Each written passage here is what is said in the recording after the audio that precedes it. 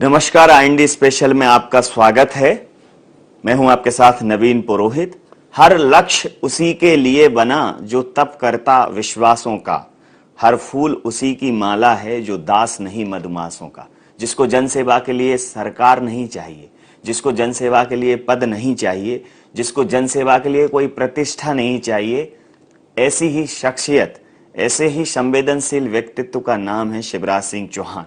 पिछले 15 महीनों में और पिछले 15 सालों में उनकी कार्यशैली में कोई बदलाव किसी को नहीं दिखा। उन्होंने जब कहा मध्य प्रदेश में टाइगर जिंदा है, तो लोगों के मन में यह विश्वास था कि उनकी आवाज को उठाने वाला एक शख्स अभी भी मध्य प्रदेश के पटल पर मौजूद है। और अब टाइगर इज बैक है। टाइगर अब मध्य प्रदेश में वापस है और बतौर मुख्यमंत्री सबसे लंबा कार्यकाल ये कीर्तिमान स्थापित अगर किसी ने किया है तो वो हैं शिवराज सिंह चौहान जी। हमारे साथ चर्चा करने के लिए मौजूद हैं। शिवराज जी, आपका आईएनडी 24 में बहुत बहुत स्वागत है। धन्यवाद नवीन जी। शिवराज जी, अगर मैं पिछले सरकार की बात करूं तो आपके जाने के बाद उनके पास एक ही बात थी। उन्होंने कहा कि पिछली सरकार खजाना खाली करके गई है, मध्य प्रदेश को कंगाल करके गई है, स्वर्णिम मध्य प्रदेश का एक मति भ्रम पैदा करके गई है। और अब आप जब आए हैं तो कोरोना की विभीषिका है, बहुत बड़ी चुनौतियां हैं, तब भी इन सब चीजों को आप मैनेज कर रहे हैं और एक बार भी आपने ये नहीं कहा कि कोई आर्थिक संकट है। इसका क्या आधार है? कि नाच न जाने आंगन टेढ़ा।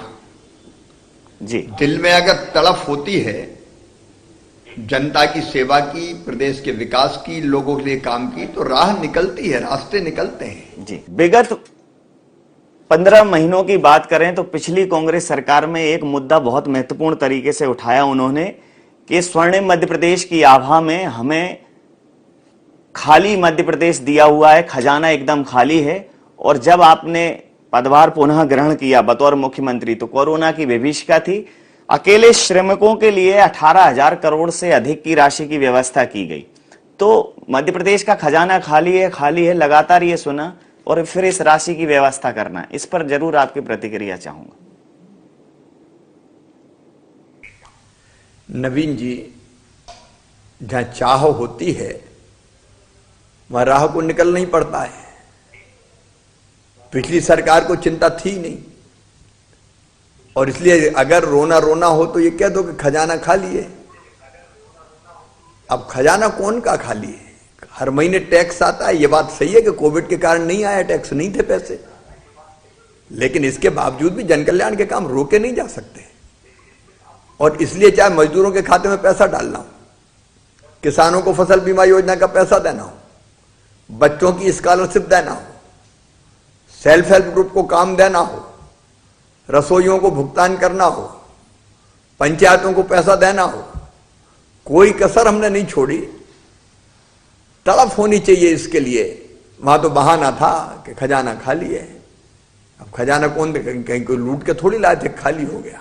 जी, मध्य प्रदेश करनी पड़ती। जी, मध्य प्रदेश देश का दिल है और मध्य प्रदेश विभिन्न राज्यों से जुड़ा हुआ है।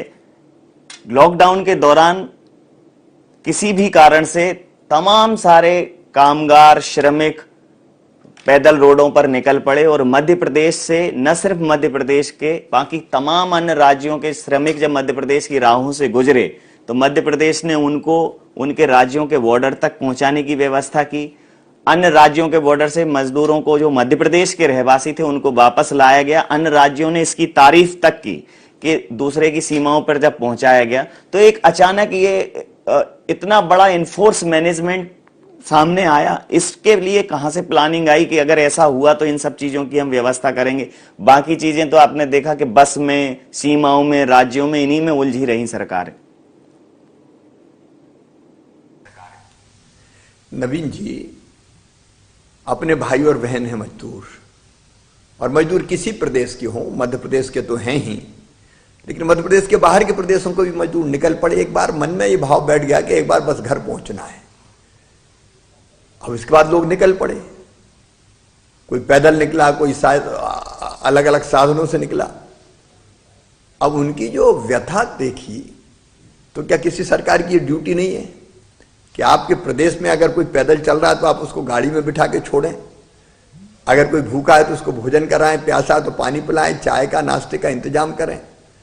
हमने जब वो तकलीफ देखी तो युद्ध स्तर पर यह व्यवस्था की कि मध्य प्रदेश की बॉर्डर पर अगर कोई आएगा तो हम अपनी बसों में बिठाकर उसको दूसरी बॉर्डर तक छोड़ेंगे। अगर सैंधवा बॉर्डर पे आए और उत्तर प्रदेश जाना तो झांसी छोड़ेंगे उसको, और रास्ते में चाय नाश्ता पानी भोजन, यहाँ तक कि जूते चप्पल अगर पाँव में नहीं तो वो भी पहनाने का काम करेंगे। ये मानवीय कर्तव्य हमारा, धर्म है हमारा। परहित सरिस धर्म नहीं भाई, और सरकार की तो ड्यूटी है जी कि वो लोगों की मुसीबत कम करे जी। इसलिए कर्तव्य मान के हमने ये काम किया जी। अब उसमें जो खर्च होता है, पैसा लगता है, वो लगता है, लेकिन जनता को कितनी सहूलियत मिली जी। मुझे तो कहते हुए संतोष है कि हमने अपने प्रवासी मजदूर भाई और बहनों जी को कष्ट में नहीं रहने दिया, उनकी बेहतर सेवा करने की कोशिश की। आपने धर्म की बड़ी अद्भुत परिभाषा गढ़ी है, और यही धर्म की परिभाषा है कि परहित सरिस धर्म नहीं भाई, पर पीड़ा सम नहीं अदमाई। मानस में तुलसीदास जी ने और एक बात कही है जो आप चरितार्थ भी करते हैं कि मुखिया मुख सो चाहिए खान पान सो एक। सो न सिर्फ श्रमिक बल्कि अन्य तमाम सारे सेक्टर्स के लिए आप बहुत सारी योजनाएं लाए। आपने मंडी अधिनियम में संशोधन किया, आपने लेबर रिफॉर्म्स एक्ट किया, और श्रम सिद्धि अभियान में अधोसंरचना विकास का मॉडल भी तैयार किया। 2 महीनों में इतने बड़े फैसले लिए। इनके लिए अर्थ की व्यवस्था करना, इनके लिए वित्त की व्यवस्था करना और पूरा स्ट्रक्चर तैयार करना, ये तमाम सारे तूफानी फैसले, अगर इनको कहूं तो अतिशयोक्ति नहीं होगी। इनके पीछे क्या सोच रही? देखिए, आपने कहा मुखिया मुख सो चाहिए खान पान को एक, पाले पोसे सकल अंग तुलसी सहित विवेक जी। अब ये सकल अंगों को पालना पोसना है तो एक तो शॉर्ट टर्म प्लानिंग करनी पड़ेगी कि आज रोटी मिल जाए तो राशन दे दो, 3 महीने का पहले दिया, 2 महीने का उसके बाद दिया, आगे भी देंगे। लेकिन एक लॉन्ग टर्म प्लानिंग करनी पड़ेगी, और लॉन्ग टर्म प्लानिंग के लिए जरूरी है कि माननीय प्रधानमंत्री श्रीमान नरेंद्र मोदी जी ने ये जो चुनौती थी कोरोना की, उसको अवसर के रूप में बदल दिया। सचमुच में ऐसे नेता है नरेंद्र मोदी जी जो दुनिया को अंधेरे में भी राह दिखाते हैं, केवल भारत को नहीं जी। और इसलिए उन्हें आत्मनिर्भर भारत का अपना संकल्प व्यक्त किया। हमको लगा कि भारत को आत्मनिर्भर बनाना तो आत्मनिर्भर मध्य प्रदेश बनाना पड़ेगा, और इसलिए कैसे मध्य प्रदेश में रोजगारों की व्यवस्था हो, कल कारखाने आए, उसमें जो जो बाधा थी हमने दूर की। हमने उद्योग नीति में सुधार किया, हमने श्रम कानूनों में सुधार किया, एक नहीं अनेकों प्रयास किए, क्योंकि आगे मध्य प्रदेश को खड़ा करना है जी, आगे ले जाना है जी। और इसलिए उसकी जो आवश्यक व्यवस्थाएं थी वो सारी व्यवस्था खड़ी करने की हमने कोशिश की।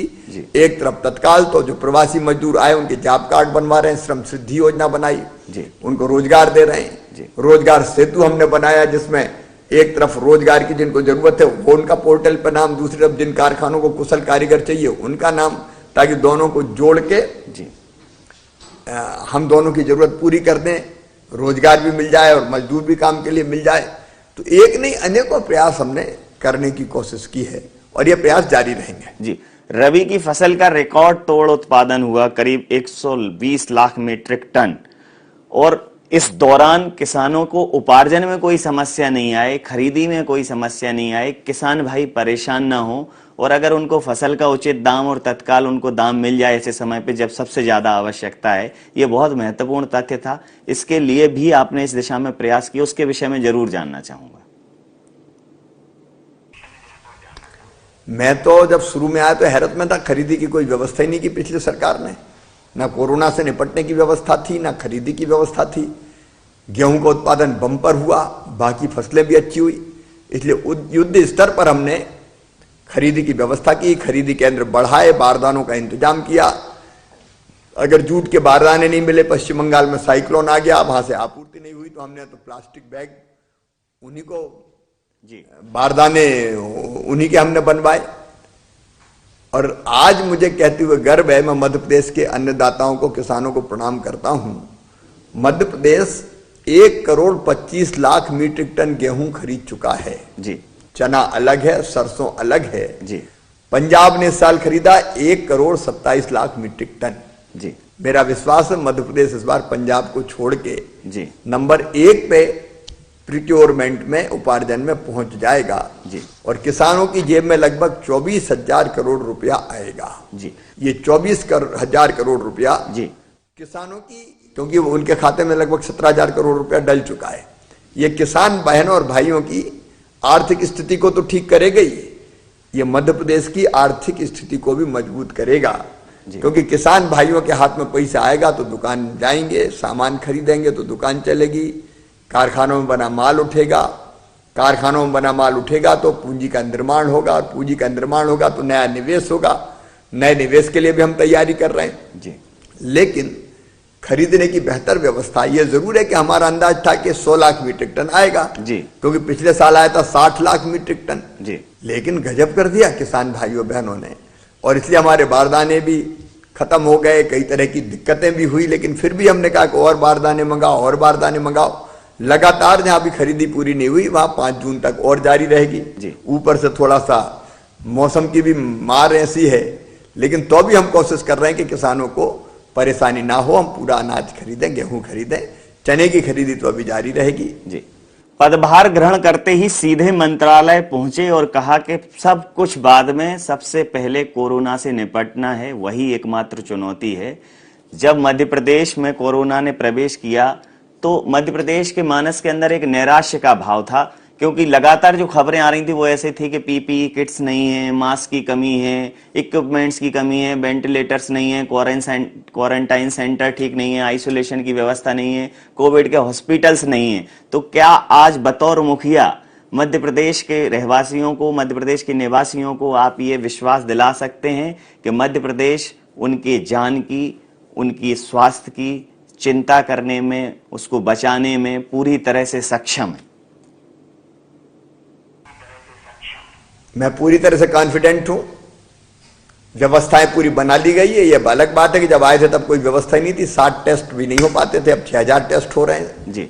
इस सरकार ने, पुरानी वाली सरकार ने ना सैंपल लेने की व्यवस्था की जी। ना पीपीई किट की व्यवस्था की, ना मास्क की व्यवस्था थी, ना अस्पतालों की व्यवस्था थी, कोई प्रबंध ही नहीं थे जी। लेकिन आज अस्पतालों में पर्याप्त व्यवस्थाएं हैं। सरकारी व्यवस्थाएं कम पड़ी तो हमने निजी अस्पताल को भी कोविड डेडिकेटेड हॉस्पिटल्स के रूप में परिवर्तित कर दिया, इलाज की पूरी व्यवस्था की, और अब उसी का परिणाम है कि मध्य प्रदेश में जो हमारे एक्टिव केस है जी। उनकी संख्या बढ़ नहीं रही। पॉजिटिव आते हैं लेकिन उससे ज्यादा जो स्वस्थ लोग हैं, मरीज रिकवर होकर चले जाते हैं। आज रिकवरी रेट मध्य प्रदेश की 64% हो गई है जी। मतलब 100 में से 64 लोग स्वस्थ होकर घर जा चुके हैं जी।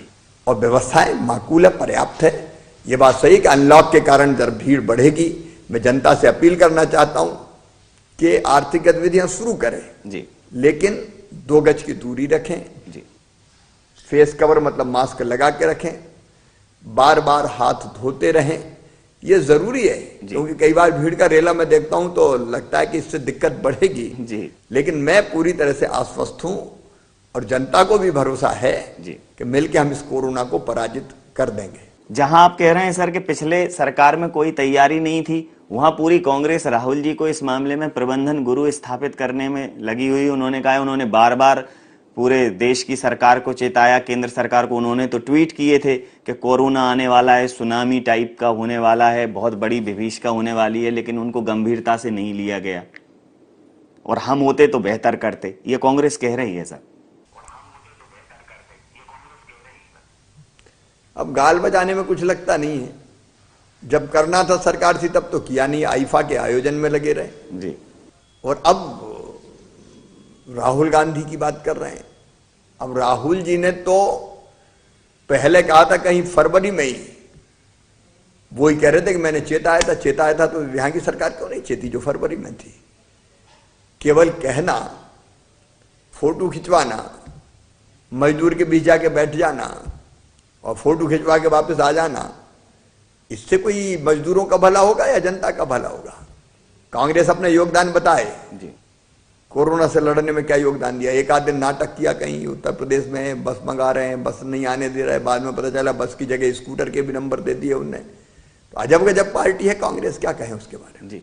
जैसा आपने कहा कि पर उपदेश कुशल बहुतेरे, जे आचरण ते नर हैं घनेरे। अब आचरण, उसको आचरण में लाने की और उसको अप्लाई करने की जवाबदेही सर आपकी है और आपको फील्ड के नेता के तौर पर जाना जाता है। मध्य प्रदेश ने 15 महीनों में भी, जब कांग्रेस की सरकार थी मध्य प्रदेश में, आपको बिल्कुल वैसे ही निरंतर जनता के बीच में पाया।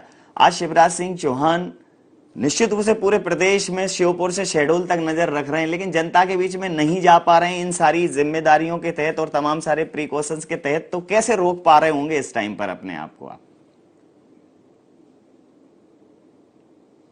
देखिए, मैं तो पहले दिन से इंदौर जाना चाहता था।